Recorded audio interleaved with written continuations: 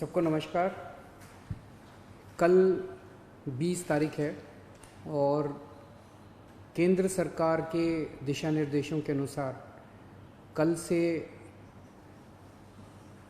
उन क्षेत्रों में जहाँ पे कोरोना का असर कम है या कोरोना नहीं है, वहाँ पे लॉकडाउन के शर्तों में थोड़ी ढील दी जा सकती है। तो हम सब लोगों को बैठ के ये सोचना है कि कल से क्या ढील दी जानी चाहिए और अगर ढील दी जानी चाहिए तो कितनी ढील दी जानी चाहिए। केंद्र सरकार का कहना है कि जो हॉटस्पॉट्स हैं और जो कंटेनमेंट जोन्स हैं उनमें ढील फ़िलहाल नहीं दी जानी चाहिए, क्योंकि वहाँ पे स्थितियाँ ख़राब हैं और अपने को कंट्रोल करने की ज़रूरत है। दिल्ली में 11 ज़िले हैं। दिल्ली के 11 ज़िले हॉटस्पॉट डिक्लेयर किए गए हैं। तो केंद्र सरकार के मुताबिक तो सभी कंटेनमेंट जोन्स में ढील नहीं दी जा सकती। हमने दिल्ली सरकार में अपनी भी असेसमेंट की। पिछले कुछ दिनों में मैंने कई एक्सपर्ट से बात की, लोगों से बात की, और उन सारी चर्चाओं का जो नतीजा निकला वो मैं आपके सामने रखना चाहता हूँ। पिछले कुछ दिनों से दिल्ली में कोरोना के केसेस में बढ़ोतरी होनी शुरू हुई है। हमने टेस्ट भी ज़्यादा करने चालू किए हैं। पिछले कुछ दिनों में हमने काफ़ी टेस्ट किए हैं दिल्ली के अंदर, और कोरोना के केसेस में बढ़ोतरी भी चालू हुई है। कल हमारे पास 736 केसेस के टेस्ट की रिपोर्ट आई। उन 736 में से 186 कोरोना के मरीज़ निकले, यानी कि 25% लोग कोरोना के मरीज़ निकले। 186 तो काफ़ी ज़्यादा है। ये 186 के 186 सभी एसिम्प्टोमेटिक हैं। इनमें किसी में भी सिम्टम्स नहीं है। किसी को बुखार नहीं है, किसी को खांसी नहीं है, किसी को सांस की शिकायत नहीं थी। उनको पता ही नहीं था कि उनको कोरोना है। उनको पता ही नहीं था कि वो कोरोना लेके घूम रहे हैं इधर उधर। ये और भी ख़तरनाक बात है कि कोरोना फैल चुका है। बहुत सारे लोग कोरोना लेके घूम रहे हैं, और ये बीमारी ऐसी है कि किसी को पता भी नहीं चलता कि मुझे बीमारी हो गई है। कई बार सिम्टम्स नहीं आते, बीमारी हो जाती है। किसी आदमी का इम्यून सिस्टम स्ट्रांग है और वो घूमता रहता है, और पता नहीं कितने लोगों को कर देता है। तो ये 186 लोग अपनी अपनी ज़िंदगी में घूम रहे थे। इनमें एक व्यक्ति से जब हमने बात की, उसने बताया जी मैं फलाने फूड सेंटर में, हम लोगों को खाना बांटते हैं ना, दिल्ली सरकार लोगों को खाना बांटती है, पका हुआ खाना रोज़ देते हैं हम, लंच और डिनर। वो कहता है जी मैं पिछले कुछ दिनों से रोज़ सरकार के फूड सेंटर में जाके खाना बंटवाने का काम कर रहा था। आप सोचो उसने वहाँ कितने लोगों को इन्फेक्ट कर दिया होगा।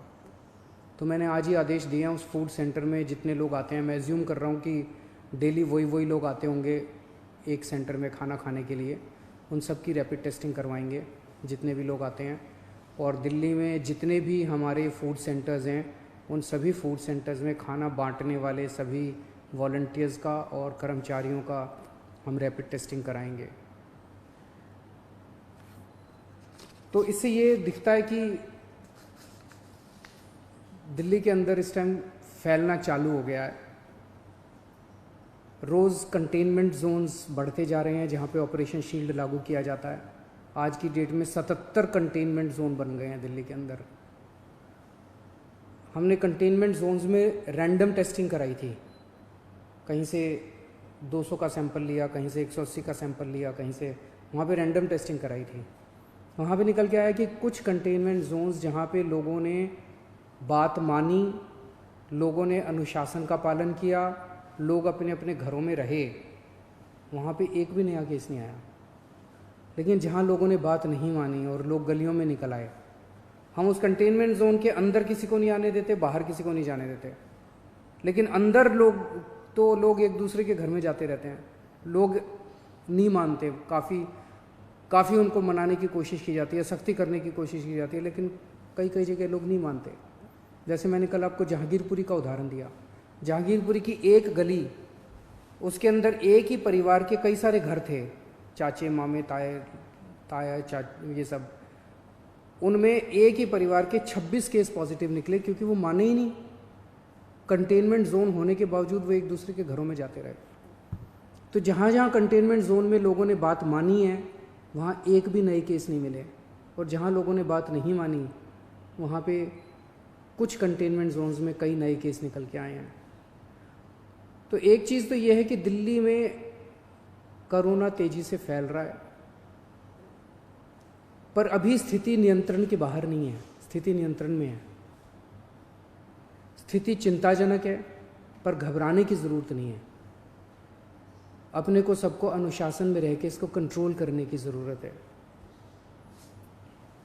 आज दिल्ली में टोटल 1893 केस हैं, मोटा मोटा 1900 मान लो, 1900 केस हैं।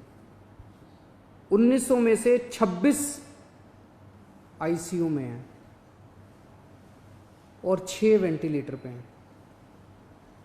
लगभग 43 लोगों की मौत हो चुकी है। 26 आईसीयू में है, 6 वेंटिलेटर पे हैं। आप सोच के देखो कि अगर लॉकडाउन नहीं होता तो क्या होता। दूसरे देशों का जो हाल है, भगवान ना करे अगर ऐसा अपने देश में होता, अगर लॉकडाउन ना होता, मान लो 3000 लोगों को आईसीयू की ज़रूरत पड़ जाती, मान लो 2-2.5 हज़ार लोगों को वेंटिलेटर की ज़रूरत पड़ जाती है, और ज़्यादा लोगों को। इतने तो आईसीयू ही नहीं थे, इतने तो वेंटिलेटर ही नहीं है। इटली में, स्पेन में, अमेरिका में यही देखने को मिल रहा है कि आईसीयू कम पड़ गए, वेंटिलेटर कम पड़ गए, अस्पताल की व्यवस्थाएं कम पड़ गई।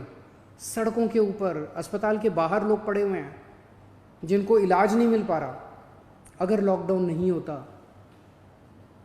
तो स्थिति ऐसी हो सकती थी। लॉकडाउन की वजह से केसेस कम हैं फिलहाल। आज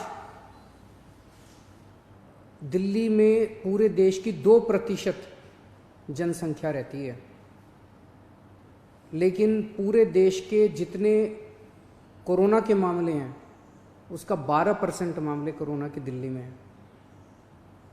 क्यों? दिल्ली देश की राजधानी है, इसीलिए दिल्ली को कोरोना की सबसे मुश्किल लड़ाई इस टाइम दिल्ली लड़ रही है।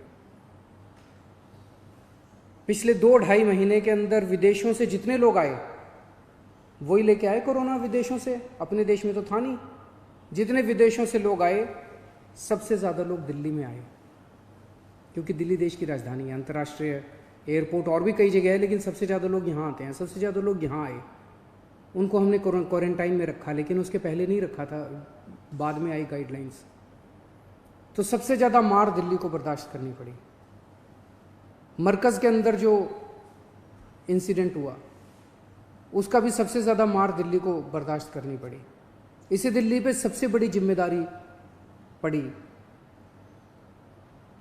तो आज जब ये निर्णय अपने को लेना है कि कल से कुछ ढिलाई देनी है कि नहीं देनी, मैं भी देना चाहता हूँ ढिलाई। इतनी सख्ती बड़ी मुश्किल हो जाती है। कैसे लोगों का गुजारा चलेगा, कैसे लोगों की रोजी रोटी चलेगी, कैसे लोगों का घर चलेगा। लोग बहुत मुश्किल में हैं, बच्चों के स्कूल बंद है। हम भी ढिलाई देना चाहते हैं, लेकिन ढिलाई देना बड़ा आसान है। और ढिलाई दे दी और स्थिति बहुत ख़राब हो गई, और उसके बाद अगर आईसीयू कम पड़ गए और अस्पताल के बेड कम पड़ गए और वेंटिलेटर कम पड़ गए और ऑक्सीजन कम पड़ गई और पता नहीं कितनी अगर जानें चली गई, तो हम कभी अपने आप को माफ़ नहीं कर पाएंगे। इसीलिए इन सब चीज़ों को ध्यान में रखते हुए हमें लगता है अभी थोड़ा संयम बरतने की ज़रूरत है। हमने निर्णय लिया है अपने दिल्ली वासियों के ज़िंदगी का ख्याल रखते हुए, सबकी सेहत का ख्याल रखते हुए, कि फ़िलहाल लॉकडाउन की शर्तों में कोई ढिलाई नहीं दी जाएगी। 1 हफ्ते के बाद फिर से हम सारे एक्सपर्ट्स के साथ बैठ के, सबके साथ बैठ के इस पे दोबारा इसकी असेसमेंट करेंगे, और अगर ज़रूरत पड़ी तो उसके बाद ढिलाई दे सकते हैं। लेकिन फ़िलहाल दिल्ली में किसी तरह की कोई ढिलाई नहीं दी जा रही है।